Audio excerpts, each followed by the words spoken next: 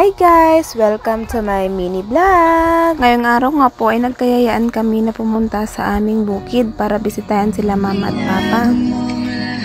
Kaya naman, maaga pa niyan, kaya tingnan nyo naman medyo madilim pa yung panahon. Pero mas maganda kasi na ganyan yung oras na kapag aahon ka sa bundok kasi nga hindi mainit. Dito nga po pala sa amin, kapag aahon ka ng bundok, kapag hindi ka pa sanay sa bundok, nasa 1 hour na lakarin. Pero kapag kami, sanay na kami, nasa 30 minutes na lang. Forward ko na nga pala yung pag-video ko kasi nga sobrang layo po niyan. Narinig nyo naman, kumakanta yung aking baby kasi sabi niya, siya din daw, kaya hinahayaan ko na lang.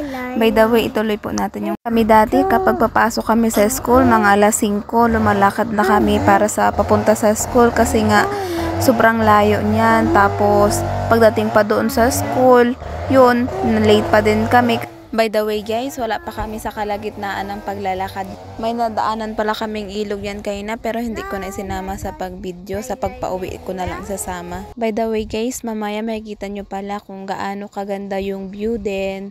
Kung gaano ka-peaceful yung aming lugar. Sa sobrang layo nga niya ng aming bukid, minsan na lang kami nakakadalaw kay mama at papa kapag wala akong trabaho or wala din pasok yung aking baby. Kailan kaya balik natin ulit? Ano nga pala ako na kay pamangkin kung kailan daw kayo mabalik. Hindi ko alam kung kailan. Kasi nga busy sa trabaho. Charan! Pagdating nga namin, nagpahinga lang kami sandali habang nakaupo. Ayan, binidyo ko na ang paligid.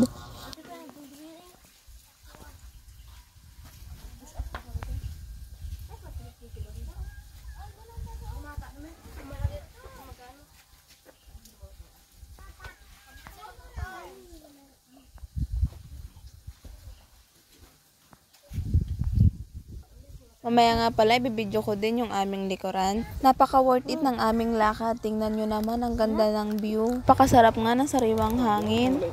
Kaya naisip ko dati kung malapit lang ito sa kalsada, dito na kami magpapatayo ng bahay. Papakita ko na lang nga pala sa inyo guys ang buong view dito sa aming bukid.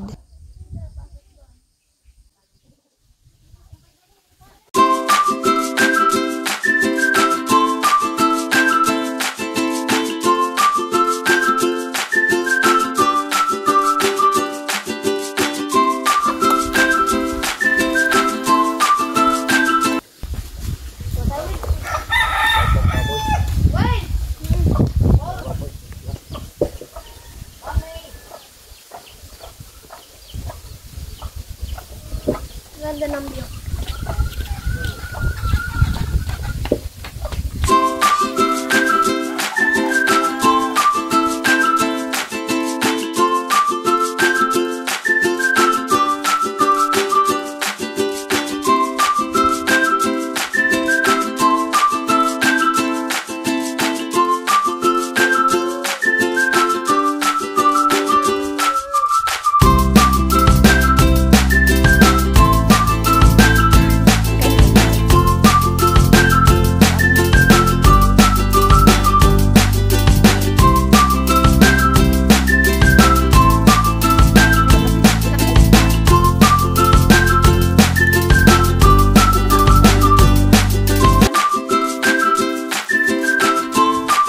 That's all guys. Sana nagustuhan nyo. Bukas po ulit. Thank you for watching.